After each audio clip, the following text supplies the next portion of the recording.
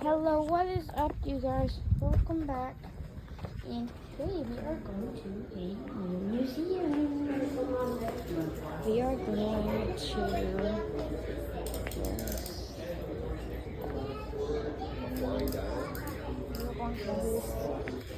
to this military aviation museum in Virginia. It's a little bit smaller.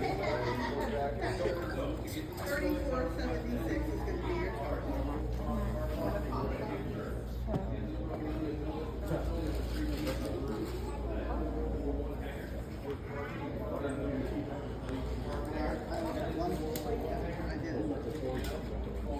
Yeah, he was still there. There you go, sir. I think. Hi, can I get the zip code for your home? Okay, on that middle monitor, what am I ringing up? 2 adults and 2 Kids. 4 people altogether. So, 5940. Mom, if I could get some fish. You probably want to get these, and This you're lady probably here I know you're gonna want to. will explain what's going on in this building right there. It's going to put those stickers on your shirt. All right, come on, guys. No. It's very quick. Welcome. Have you been here before? No. Okay. Do come and join me quickly. There is a tour just leaving to 2 buildings that you can only access by tour this afternoon. There's a World War I hangar and there is a control tower the Americans used in England during the war. If you want to join this tour, join along with those folks now. I'll tell you how to get there. The next tour leaves at 3 o'clock. So if you want to wait till 3 o'clock and explore here first. We can. Okay. These are the people that are walking out right Yes, now. they are. Let me tell you what they're going to do. They're going to get in the cars and go down to the very far end of the road that you are coming at. You're looking for a big green wooden building with 3 peaks to the roof. That's the World War I hangar, and that's where your guides will meet you. Okay. And then come back to me after, and I'll tell you about these hangars. Okay. Okay. Have fun. Thank you. Thank you. When you're going to come back, Yeah. we're going to come back and after this.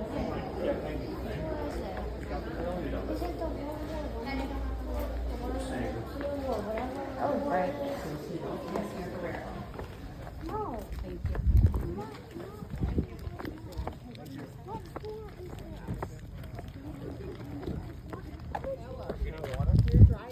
Ah.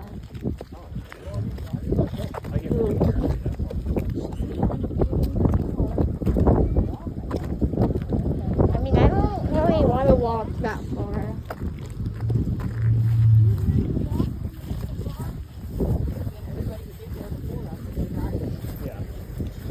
But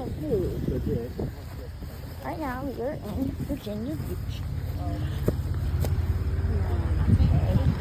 Museum. I'm sorry. Oh, yeah. I don't know what we're gonna do tomorrow. Maybe a little bit of plane spotting today. Maybe a little plane spotting later today. I'm not sure.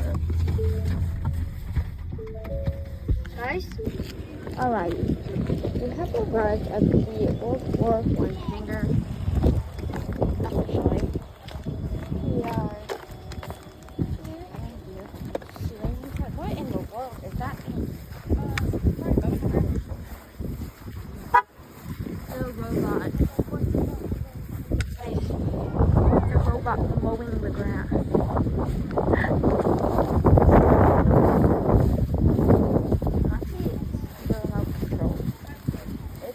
How did Grandma already get this? It's not a woman, that's a man. How did Grandma already get this? That thing is cutting the grass.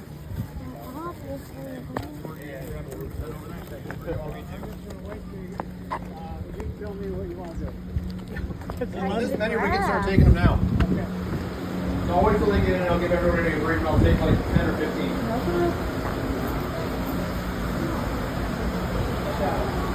All right.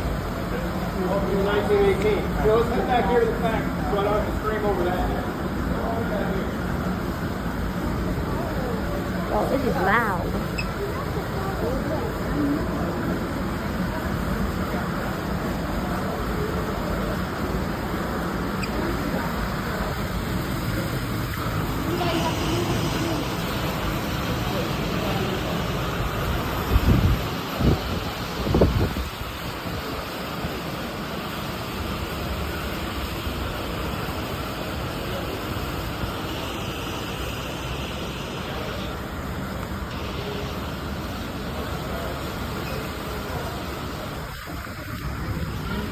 wants to buy planes.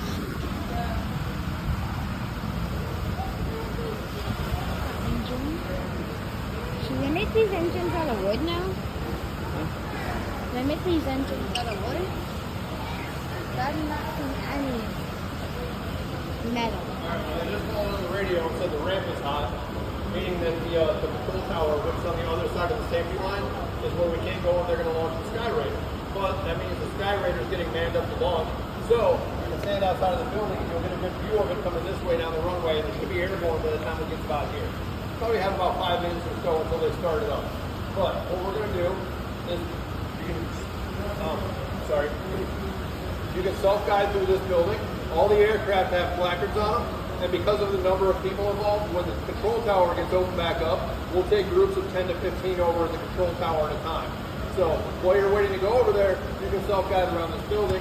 All the aircraft have placards on them. Both of us will be here to answer any questions you have about the aircraft. We do have 2 original aircraft in this building. They're both located on that side. There's a Curtis Jenny and a Thomas Morris Scout. They were both built in 1918, and they're both still flyable. Some other key things to look at in here is these vehicles are all original World War I era vehicles, and they all still function. We have the ambulance over there, scout car right here, and there's a hub starter on the other side. Something else that gets overlooked in this building quite often is against that wall over there is one of 2 original Zeppelin gliders in the country that's fully restored and functional. So it kind of gets overlooked because it's up against the wall, but it's pretty cool to check out. Any questions? So if you step out in front of the building on that side and you want to watch the Sky Raider take off, you'll have a really good view of it from down there. Otherwise, you can self-guide around this building, and we'll make rounds and gather people up. We'll try to take them in groups of 10 or 15. All right? And then we go see take off, right? Let us know if you have any questions. Let's go. Oh, I want to go. Okay.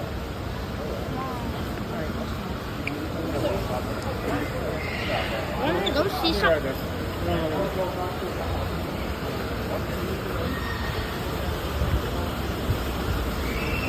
Scared.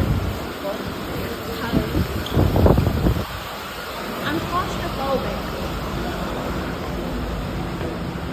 Alright.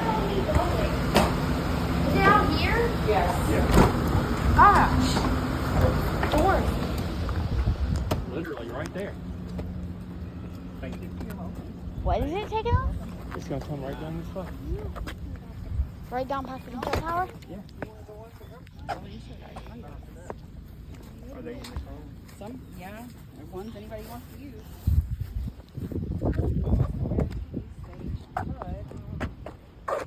And I could go get my others. So it's the blue plane over there that has its engine starting.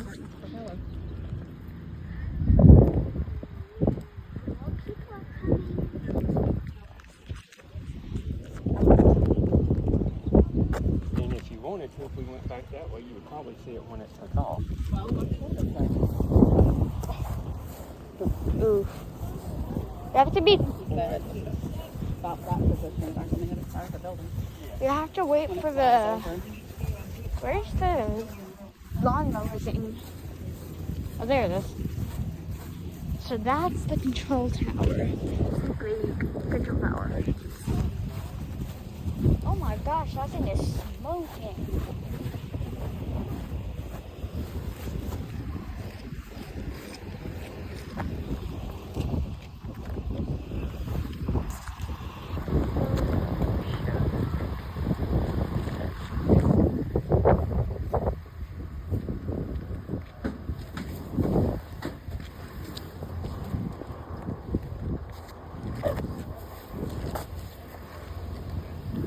That's our FAA safety line. As long as you're there back, you're okay. Alright. That works. Well, you want to go down here? If you cross the line, they can't launch the planes. I got it. Gotcha.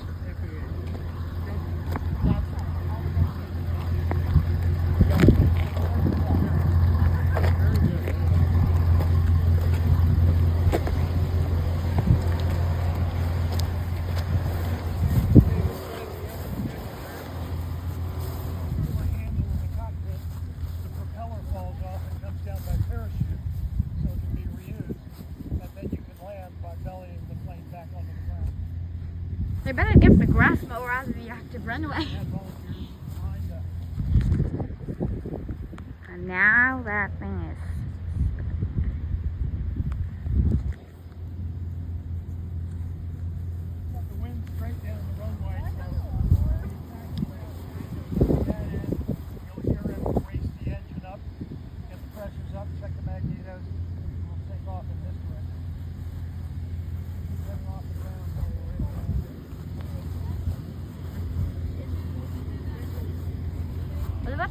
far behind the line, I wonder.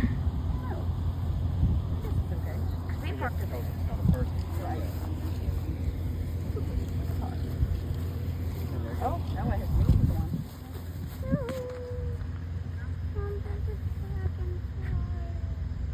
Wind coming down.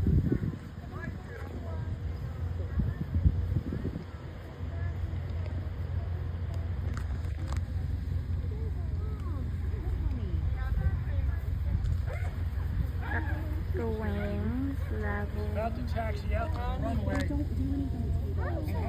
It's just a dragonfly, chill. Dig in here. Yeah, but with wasp. Oh, you're mighty for the World War II steel planking laid down on the ground, which is what they made their runways out of 80 years ago.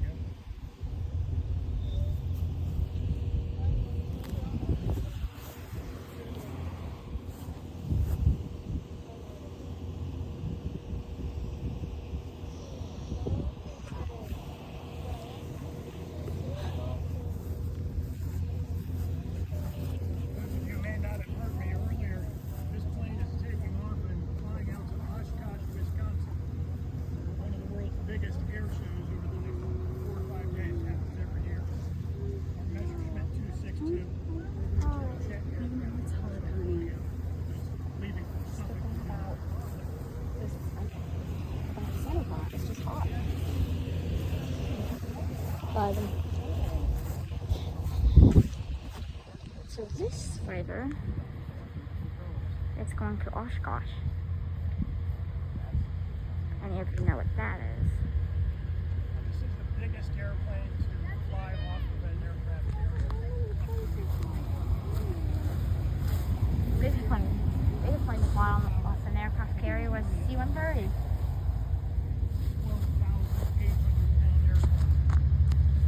12,800-pound airplane. Yes.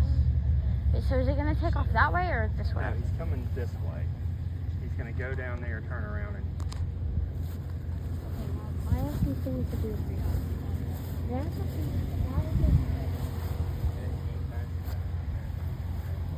That's a dragonfly. No, not the one on the tail.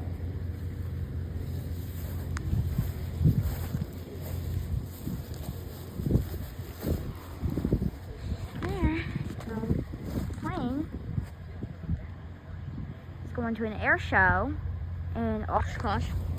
Wisconsin. Wisconsin. Sorry.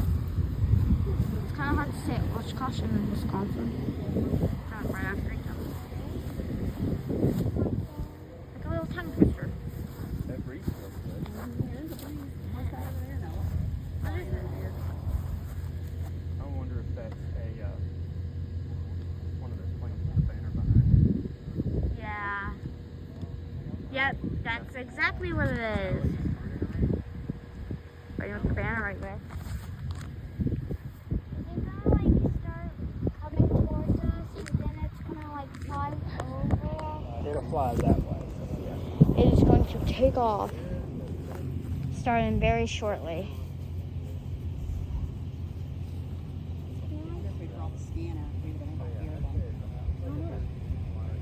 No, because I don't think there's any in that air traffic controller. Yeah.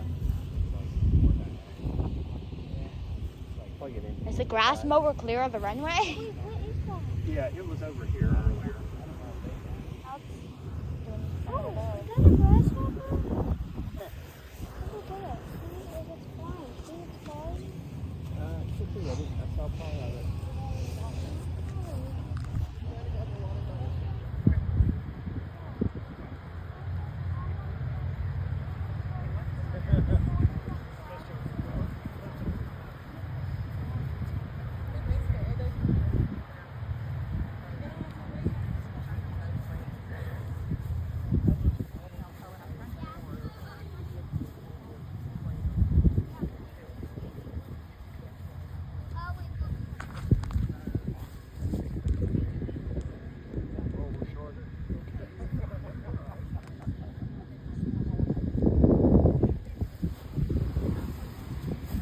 That thing's just sitting there. Basically, for right now, it is. I'm not complaining to you. I just start rolling. He's got to make sure all the I know. I know. I know that. That's probably what he's doing, is making sure everything's good, and then he'll. And it probably wants to confirm that nobody's over there. Only thing that's over there is cars.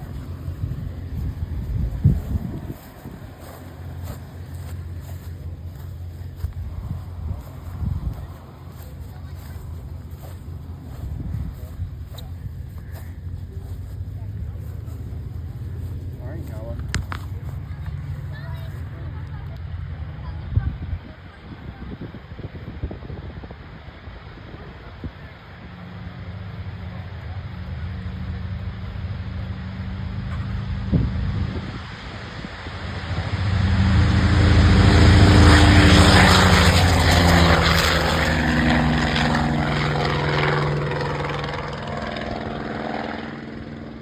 And there he goes.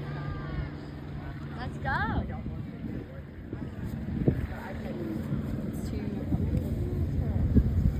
The next screen protector I get is one of those matte privacy ones so that I can see. My ears were I'm sorry. All right, kids. Back inside we go. Yep. And now the ramp should be opened up so we can start taking people over the tower.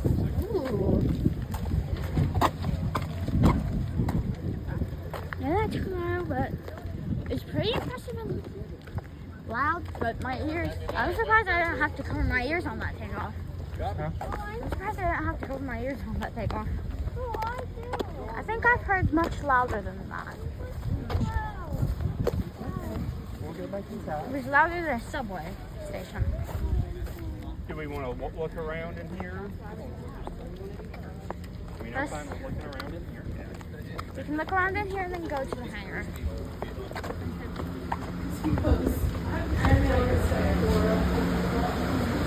Back in air conditioning, we are.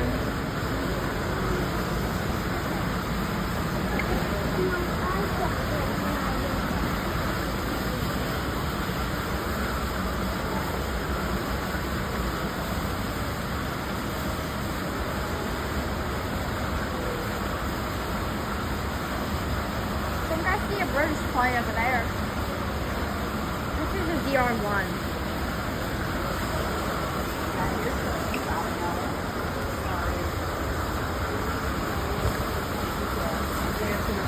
Okay. Where do you go? You guys want to go over to the control tower? I think you want to go. I mean, I kind of want to go to Well, we'll do both. Yeah. But did you want to look around in here and self-explore first? We're only going to be over there for about 10, 15 minutes. the control tower first. Okay. So if you want to wait right here by the door, if you want to go, just wait here by the door, and I'll round up a few more people. Guys, we're going to the control tower. So sorry that I'm not exploring most of the museum for you guys. I have explored some planes, but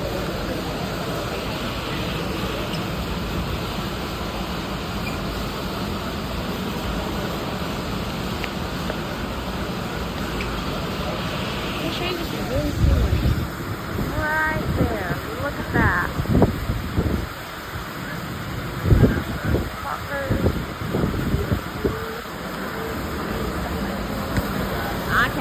I can't remember Roman numerals. So cool. Another one over there.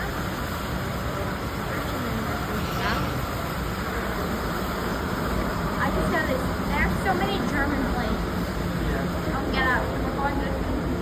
He said no. We're going to. We're going to those exciting parts. We're going to the control tower. All right, so we're just going to head right around the corner. The control tower's over there, but when you get around the corner from the Grey War hangar, if you look down to that end of the ramp, you'll see a really giant cargo plane. I'll talk about that when we get in the control tower into the air conditioning. We get to see more planes and the control tower.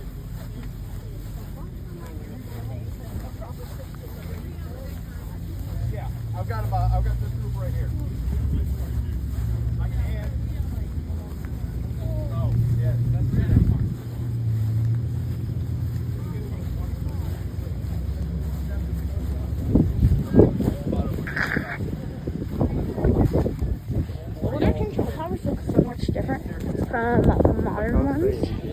follow the technology. Yeah. Just like the shape and size. Except for that. So this was a American traffic control tower that was used in Britain. So that's It's got a 110 foot wingspan. Our hangar doors are only 108 feet wide, so we can't put it inside. I will tell you all about that airplane when we're inside out of the sun. that is interesting.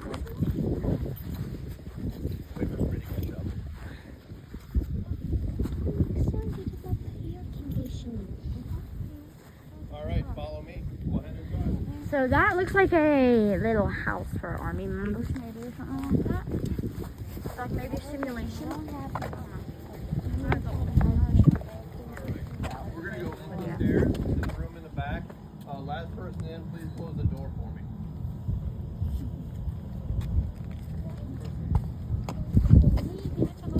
The control tower. Look at that. That's interesting.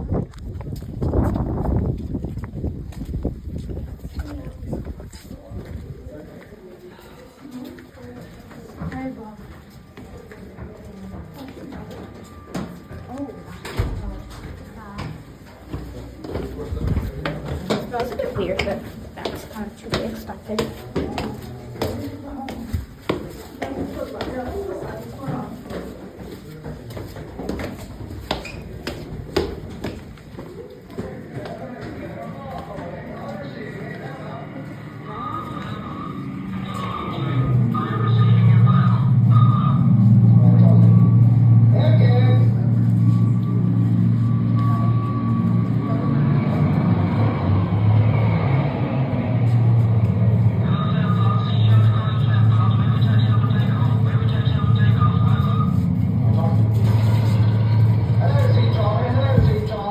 So that's an audio clip from a wartime documentary called Target Person Night.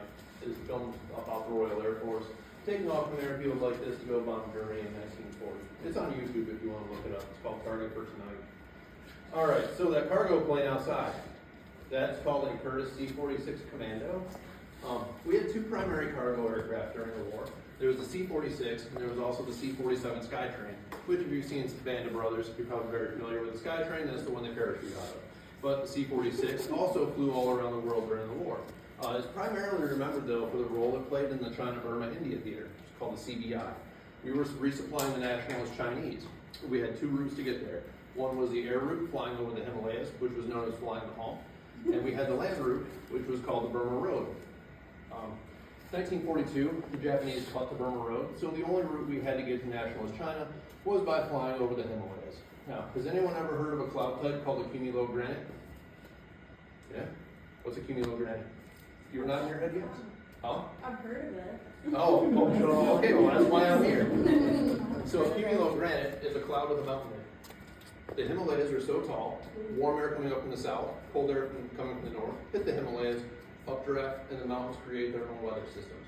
So you can take off in Burma on a day like this, and an hour later, when you're over the mountains, you're in whiteout blizzard conditions, or high wind shears. Now at this time, there was no GPS. They were navigating with maps, compasses, and rulers. So it wasn't uncommon for aircraft to get blown off course without realizing it, and either run into a mountain that's hiding inside of a cloud, or to run out of fuel over the Himalayas and have to make a forced landing.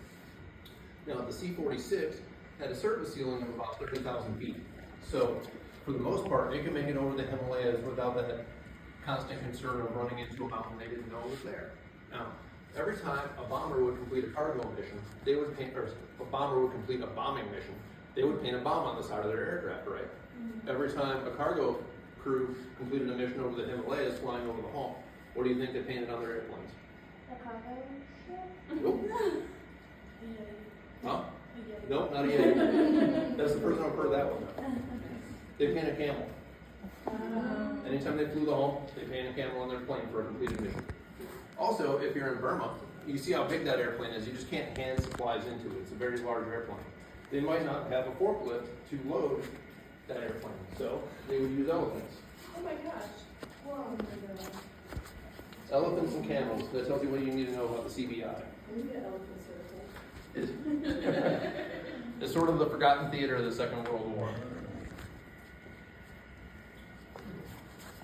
Alright, so that's about the C-43. Now, this control tower is called the Gox Hill Watch Office. The British call it a watch office, we call it a control tower. We both speak English, there's very different forms of it. And it's called Gox Hill because it came from Gox Hill, England, which is right here.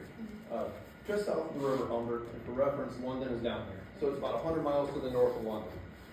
I always have to check the map, make sure we got England facing the right way. Now, you must be wondering how a control tower from England got here. So, Royal Air Force Gox Hill was established in 1940. 1942, the U.S. Army Air Corps arrived in England to start doing our part in the air war against Germany. Now, prior to the war, there were maybe about 75 military airfields in England. By the end of the war, there were 750. But England's a very small country. There's not room to build more airfields just for us.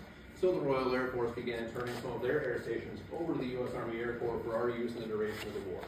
When the war ended in 45 and we came home, we gave those air stations back to the Royal Air Force. Now, England stayed in food rationing until 1953. So, any air stations that had been disestablished after the war, it was very important to start tearing those down and reclaiming the land for farmland so they could start feeding their population again. Gox Hill was disestablished in 1950, but the control tower and some of the outlying buildings remained standing. Mid-1990s, we found out that the owner of the property owner was going to tear down the control tower. So, we made him an offer that he couldn't refuse. You've ever seen The Godfather? We told him we would pay for the deconstruction of the building if we could have it. And of course, he agreed to it because that's a very good deal. He gets his land back for free, we get a control tower. So we made architectural drawings of the building, took as many photographs as we could of it, took it apart brick by brick, put it into shipping containers, brought it here, and put the building back up in its original pattern.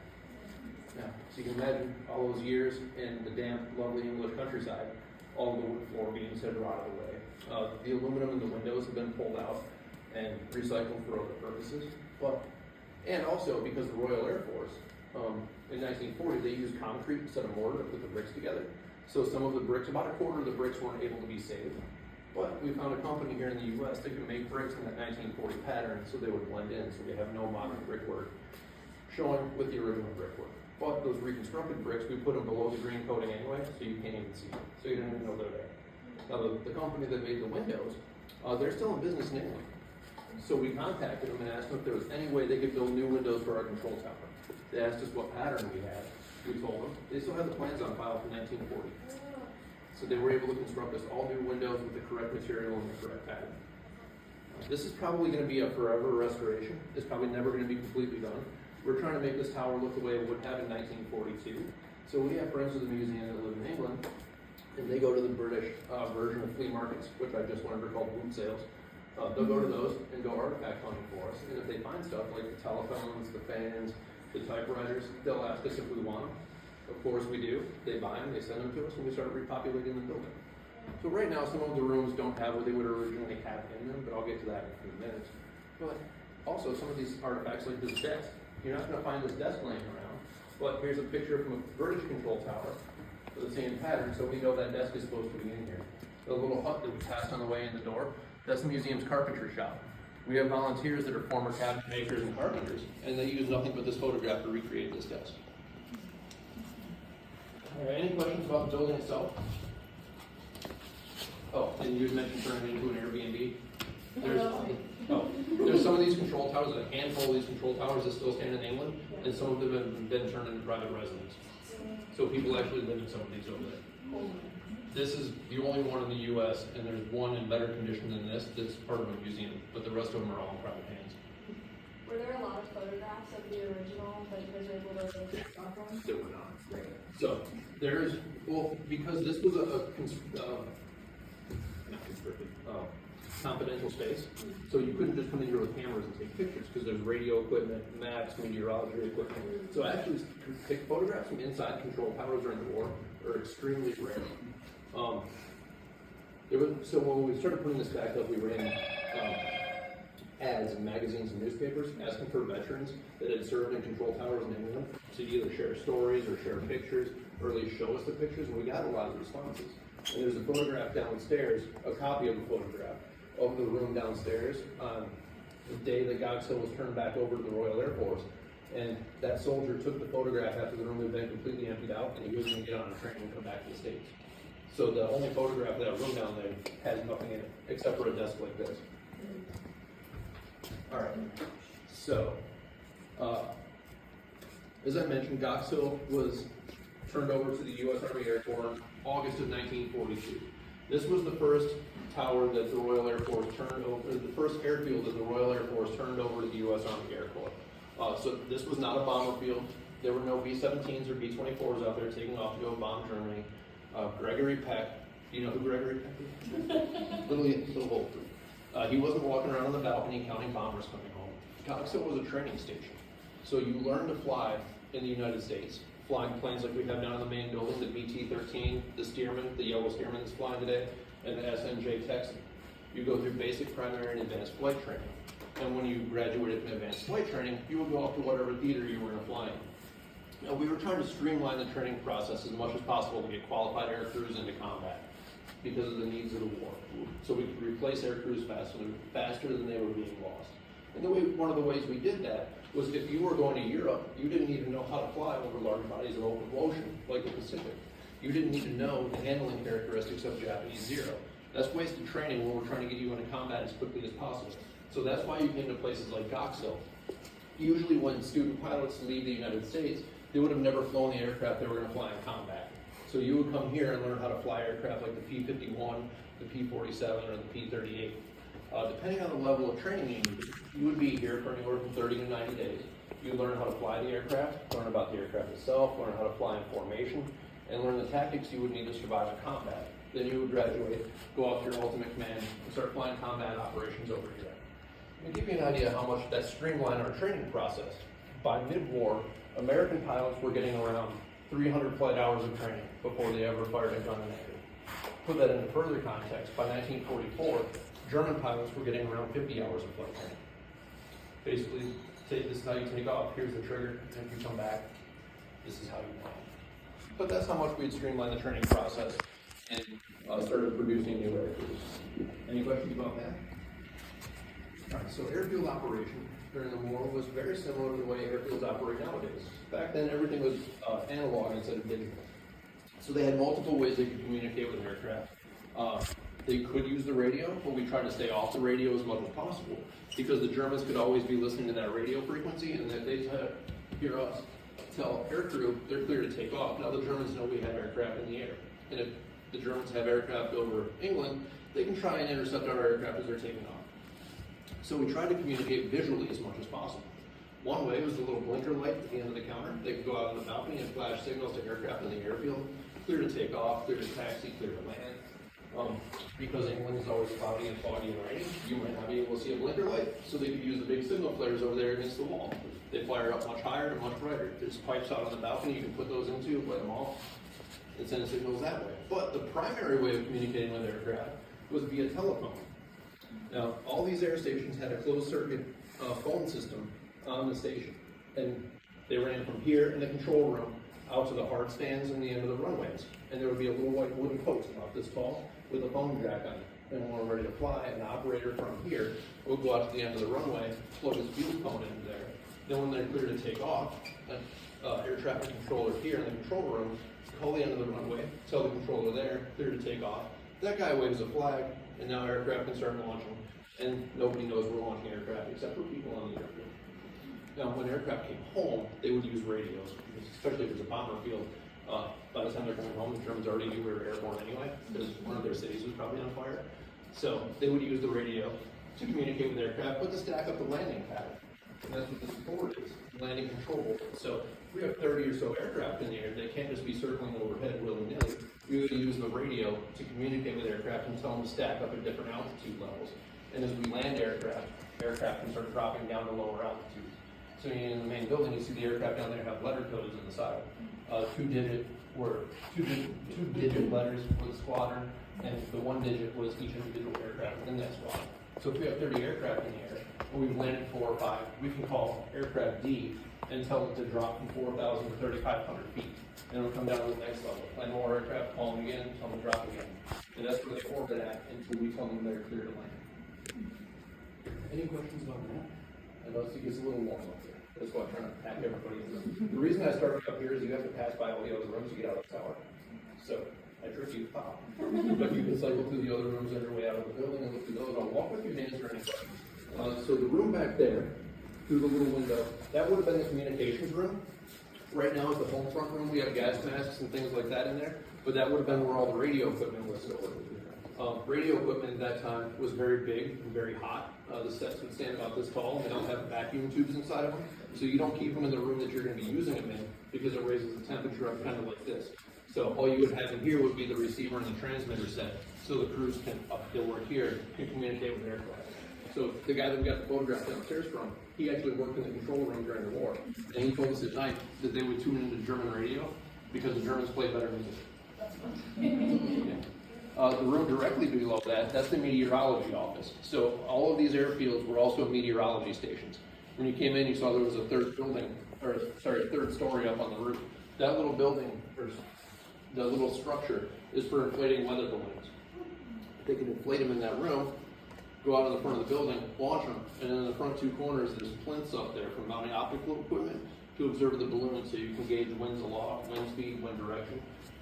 That tells you, one, what's going to be your active runway when you're launching and recovering aircraft, but also the meteorology departments downstairs, every half an hour would transmit that data via teletype to central forecasting outside of London, and then every half hour, London would update their weather maps to start tracking weather trends over England and the continent. That came really into play in the lead up to D-Day. D-Day was supposed to be June 5th, 1944. But because weather stations like this were able to determine that the weather was going to be very bad over the English Channel, Eisenhower ended the information and delayed D-Day until June 6th. Now there's one artifact in this building that gets overlooked a whole lot, and I wish it was someplace else, but it's in here. Has anyone ever heard of window? It was a very early attempt by the British at defeating radar, and it was very, very successful. I've only ever seen 2 packets of it. This one here, and I've seen a packet of it in the Imperial War Museum in London. But what it is a little packet about like this, full of aluminum foil strips. It looks like the tinsel, the loose tinsel you throw on your Christmas tree. That's what it looks like. But aircraft could drop that out, and as the aluminum flutters down to Earth, the radar reflects off of the aluminum foil strips back to the radar site, and it creates a big blob on German radar screens instead of the bomber stream showing up. It was highly, highly, highly effective. It's only one of 2 that I've ever seen. If you want to see it, it's in that door to the left in a glass case. Any questions? All right, well, that's all I got for you. Thanks for listening to me and dealing with the warmth. You can cycle through the other rooms. Try to keep it to about 5 to 10 minutes.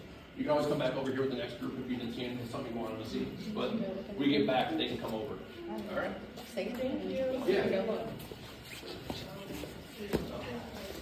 There's no in between in here. It's either 1,000 degrees or in the winter it's like 20 degrees.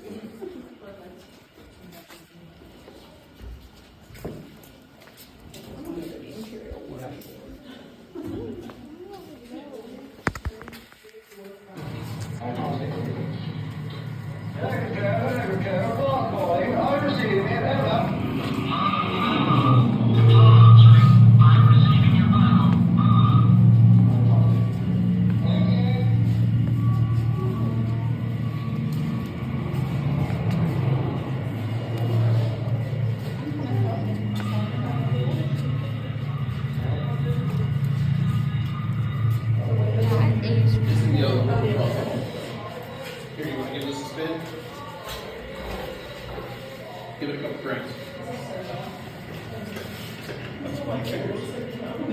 Move your fingers that way.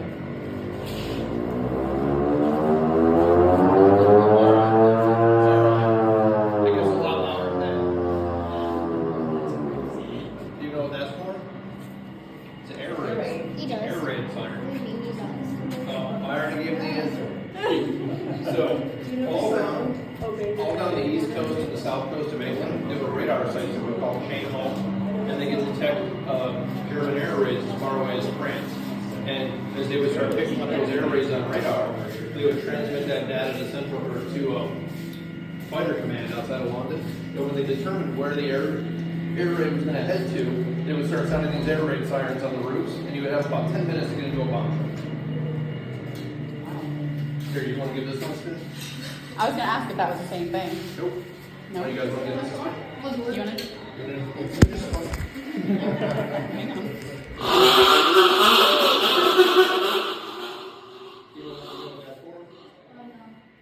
attack. So gas was never used in the Second World War, but it was always a possibility that it could be used in the name during that. Okay. This looks cool. Yeah. It's preserved history somehow. Isn't that right?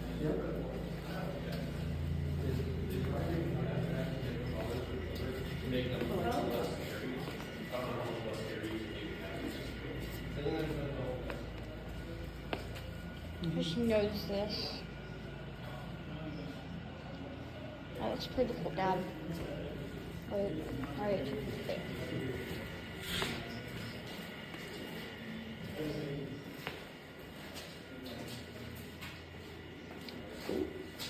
This looks interesting. So this looks interesting.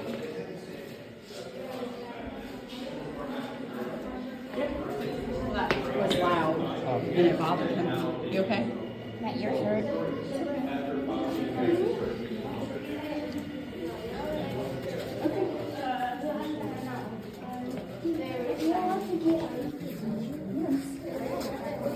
We're going to explore on our way down. Your brother might. I do. Cooler down here. Well, he rises.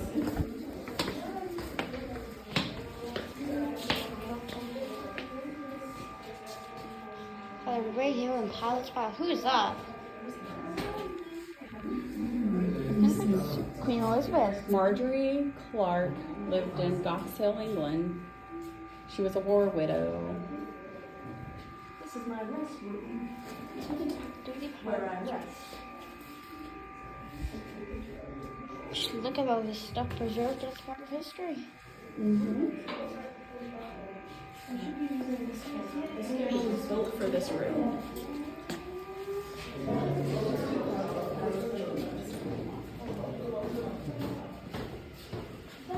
We'll explore that later.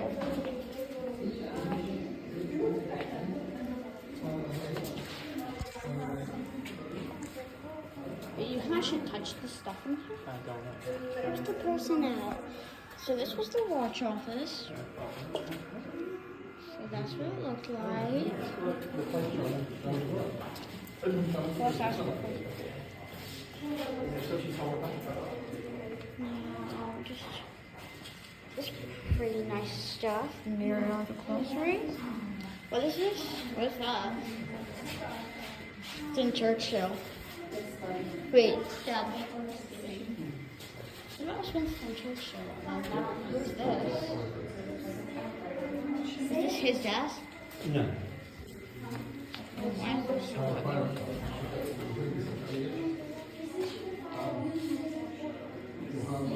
Meteorological office. Is it about that?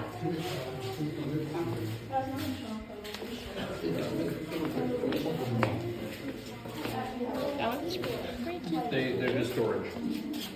Oh, these are just closets. Oh. Yep. The doors are like unlocked, but they have like a little Right here. the end, like the end of the key. Where? Like, Are you talking about returning the lock? Here, this door's open.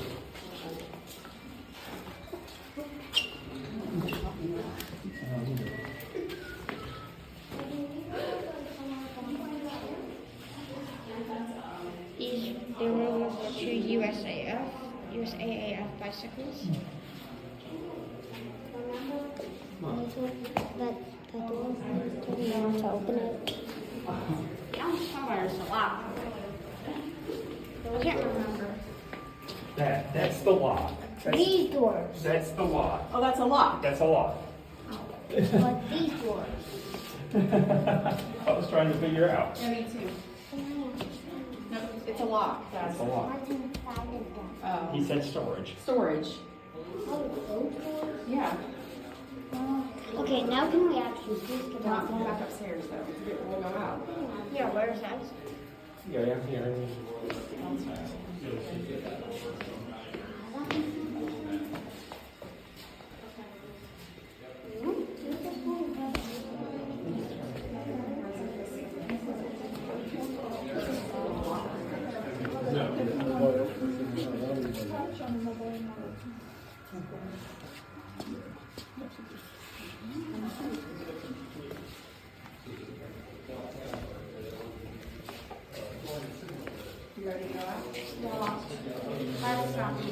That's not the exit.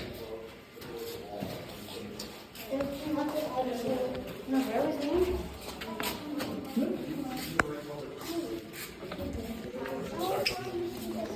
There's the entrance upstairs.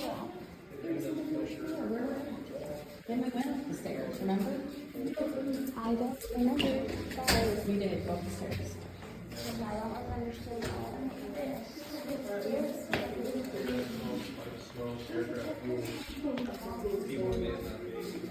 Guess you can ask. It's a lot of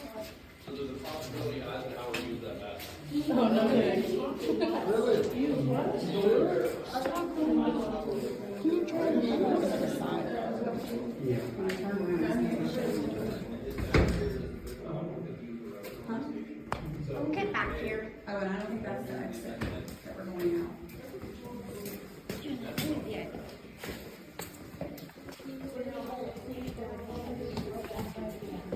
The exit is right.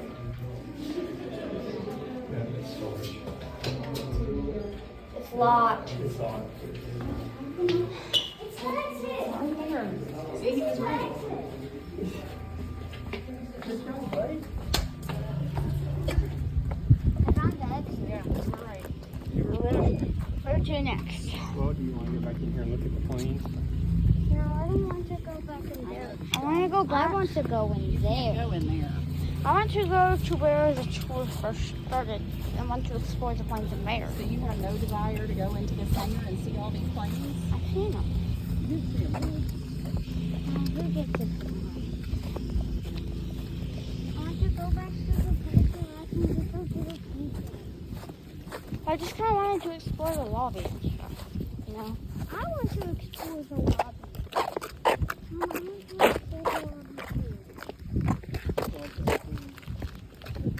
But I'm wondering if there's like a list. I know. I don't know what the deal is. Well, let's try and find out.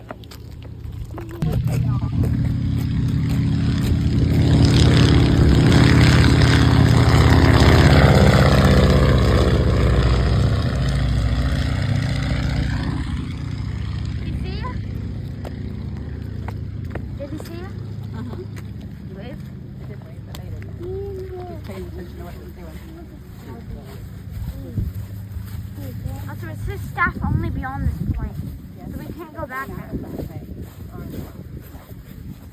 Another reward. Yeah, we would have to have staff.